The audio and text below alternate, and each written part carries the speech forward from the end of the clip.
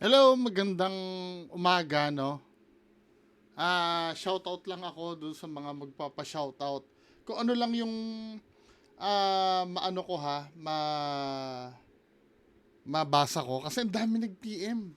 Lalo na dun sa basura girl ng Japan.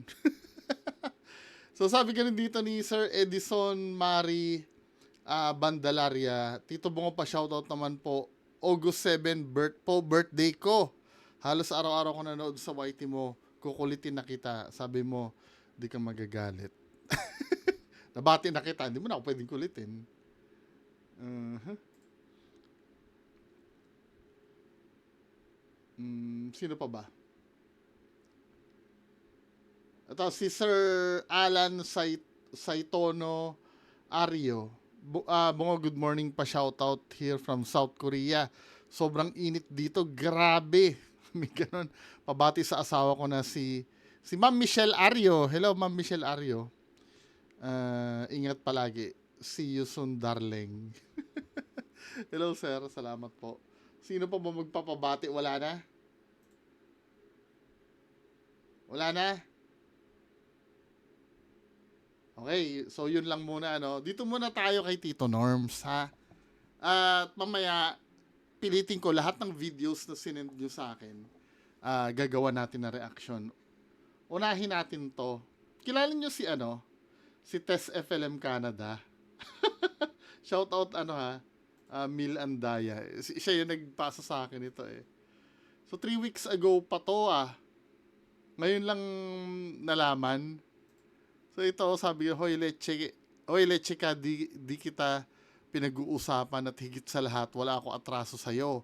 Kung matapang kung matapang ka siguro to, kaya ka pagtatatalak at wag dito sa comment section ko against him. Bastos ka, wala kang galang. Are you out of your mind? Bullshit mo, Benok. Yung Benok, ano to, anak to ni Sardong Batalan. I don't know you and don't disturb me because I don't know you in person. Just better keep your mouth fucking shut mo. Ano kaya nangyari sa kanila? Isa ito sa nakasuhan ni ano eh. Ni Ma'am Karen Whitmore ng ano eh, ng syndicated staff ah. Kasama si Sir Benok doon. Ano kaya ang problema na itong mga to, no? Sa public sila na ano. Anyway, sa Kulaong group po ito, kung hindi nyo na itatanong, si Ma'am Tess FLM Canada, isa yan sa mga... Mami ba ito? Alam ko fanatic ito ni Tito Norms eh. Isa rin ito sa nagpadala ng tulong yung pampaserox. Siya rin. Ba't inaaway niyo yung anak ni Sardong Batalan? Ano kayang problema nila? Anyway, so punta tayo dito sa ano ni Puginius, page ni Puginius. May ano eh, may mga juicy eh. Pumunta ako sa page ni Sir Yulen Marcos. Ala namang bago.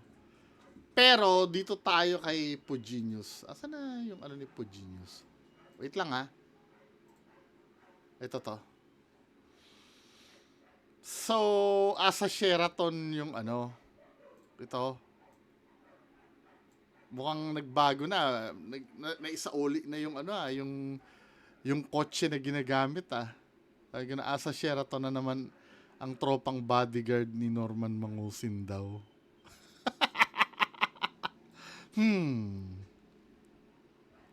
Tropang bodyguard? What do you mean? Sino-sino ba itong mga to? Tingnan nga, hindi ko na masyado nakakausap si Fuji News, hindi na nagbibigay ng update sa akin eh. Mhm. 99 million tapos ito sa sasakyan, hindi mo lang bumili ng bagong Toyota Land Cruiser. Alam mo na, yung 99 million. So, yung ano yung na-content natin kahapon, na galing sa source ni Sir Yulen, na saan ba yung Sir Yulen? Saan siya natulog? Sa Pabila Rooms. Namataan siya doon daw eh.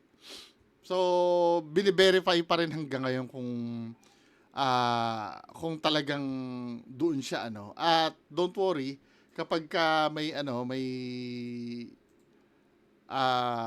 may confirmation, babalita natin agad.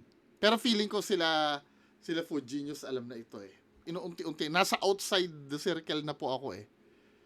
Kumbaga, ano na lang tayo ng balita. Pero ito yung tawa ako dito eh. Yung nagwo-wallpaper kay FLMO. Sa mga display na display na cellphone. Anyway, skip tayo. Dito tayo. Ito yung pinaka-juicing balita ngayon. Nakalagay dito, no? Sino kaya ka-date ni Norman Mangusin sa Garden Wing habang sweet ang dinner? May kausap pa rin sa phone. Multitasking ba yan o may second appointment? Hindi, feeling ko, alam mo yung galawan ng nang kunyari may kausap sa telephone. Pero hindi, mukhang naka-speaker phone siya eh. Pag ganyan ang hawak, 'di ba? Ito yung yung Oppo ko. Pag ganyan ang hawak, malamang naka-speaker phone 'yan eh. At alam mo ang ibig sabihin ng speaker phone, 'di ba? Pinaparinig niya ngayon dito sa kausap niya kung ano man yung pinag-uusapan nila. Now, kung ano yung parinig niya dito, I don't know. 'Di ba? To convince, yung for example, naalala niyo yung mga una nating content nung lumabas si Tito Norman. Yung meron siyang kausap sa telephone, tapos yung mga sekretary ko, sabi gano'n nung kausap niya, sekretary talaga. Sino ba yun? Ano bang title nung video na yun? Mga kauna-unahang video ko yun eh. Tapos yung mga follower pa ni Sir MG, binabash pa ako noon dahil nakisawsaw daw ako. Anong video yun? Nakalimutan ko na. Yung nagpapanggap din siya na nila-loudspeaker niya rin para marinig sa live na aasikasuhin ng sekretary ko yan. Yung sekretary. Tapos sabi nung kausap niya, sekretary talaga? Yung alam mo yun, yung nag-freestyle siyang magyabang to show people na powerful siya, ganon. Sino nakakaalala nun? Yung secretary. Tingnan nga natin. Meron pang isa, di ba? Yung may kausap niya ni loudspeaker niya rin. Then sabi nung kausap niya, sorry, nagkamali daw nagkamali sa acting. Ay nako, itong mga style na ganito ni Tito Norms. Pero I could be wrong ha. Malay mo, legit naman talagang may kausap siya. Pero yung mga ganito, men, yung ganyang kausap niya, yung naka-loudspeaker ito eh.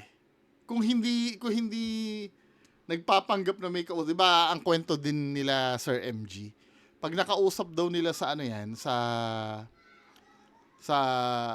hindi nila nakausap, nakasalubong nila doon sa City Hall or kung saan man sila nagkasalubong sa fiscal's office o wherever. Ang gagawin daw niya, kunyari may kausap yan kahit wala, para maka-eskapo.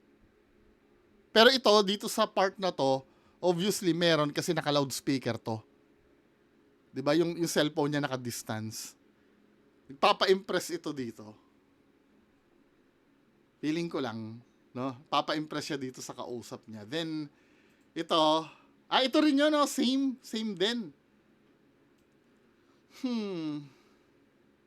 Garden Wing. Ano ba? Ba't may maniniwala pa rin dito kay Tito Norms?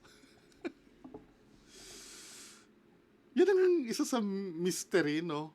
Ano ba itong mga nakakausap ni Tito Norms? Wala ba itong social media account?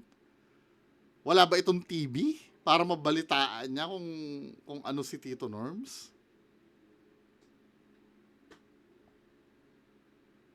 Bakit, no? Ano, may agimat ba tong taong to at nakakakuha ng Napicture na naman eh. Ano naman kayang transaction ito?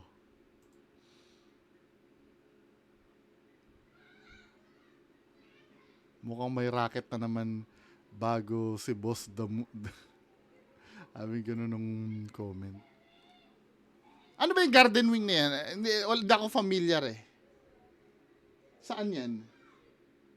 Garden wing. Tingnan nga natin. Garden wing.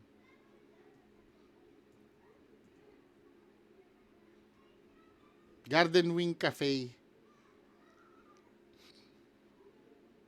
Sa Newport din. Sa Newport. Ito oh. So nasa casino sila, no? Ano kaya ang transaction nito? Ay, naku, Diyos ko, Tito Norms. Hindi ka pa kasi mag-live eh. Nang, madulas-dulas ka na eh. Ano kayang business na ito doon?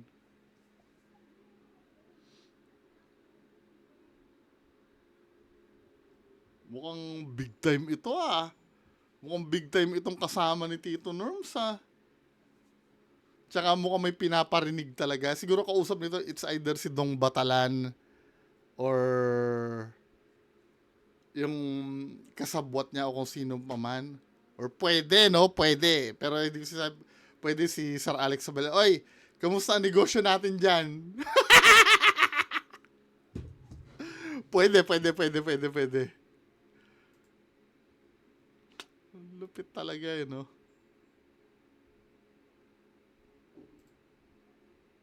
Tingnan natin yung comments. Baka may, Ay, ito ba yun? Rosalinda 5? Siya ba yun? Sabi ganun dito, ako dapat yun ah. Why not? Minsan makipag-date sa isang trillionaire. Ay, hindi. Hindi pala. Yari kayo dyan, sabi ni John Jacob Lopez. Full power na ulit yan. Kimpi na ulit eh. Samson. Sabi ka, Ate Marbs, pinagpalit ka na.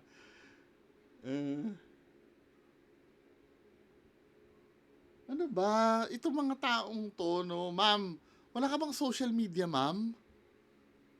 Para, Hindi. Dalawa lang ang iniisip ko eh. Sobrang imposible talaga hindi mo kilala si Tito Norms. Pagdating sa mga transaction, lalo na kung milyones ang nakasalalay, hindi mo i-research kung sino yung katransaction mo. Sobrang imposible nun, men. Pangalawa, kung totoo yan, malamang pwede, pero hindi ko sinasabing yun nga, pwede, illegal talaga ito dahil alam nila ang isa't isa eh. 'Di ba? Ngayon, kung legit naman, ma'am naman, di mo ba kilala yung kausap mo? Ano ba? Kayo mga men, anong tingin nyo dito sa ano naman kayong palabas ito ni Tito Norms? So, abang-abang tayo ng balita regarding dito, no? Anyway, yan lang po muna. Yun lang, update natin kay Tito Norms eh. Wala na eh. So, magandang umaga sa inyo lahat. Bye-bye.